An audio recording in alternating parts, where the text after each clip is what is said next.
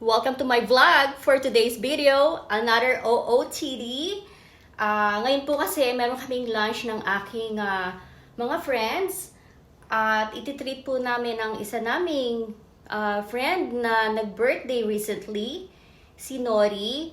At yun nga lang po, hindi po makakasama lahat kasi si Nancy ay nasa Bay Area at yung isang friend naman po namin na si D, busy po siya ngayon. So, it's only, I think it will be, 5 people that will be joining us for lunch today.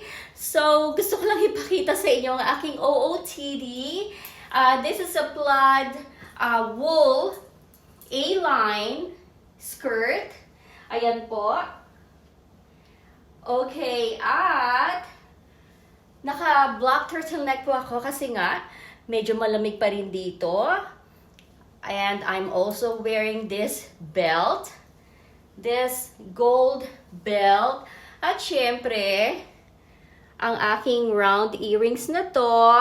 At ang aking necklace. Okay. At syempre, hindi mawawala ang alam naman ninyo na ang favorite kong ayos parating ganito. Merong scarf, okay?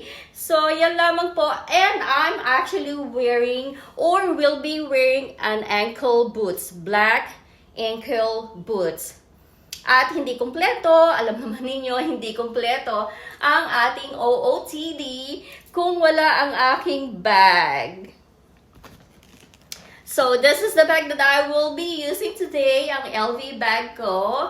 Okay, so that's for my OOTD, except the ankle boots. Kasi po, nasa garage yung aming mga shoes at hindi ko na ipinasok. So, we kept all the shoes in the garage.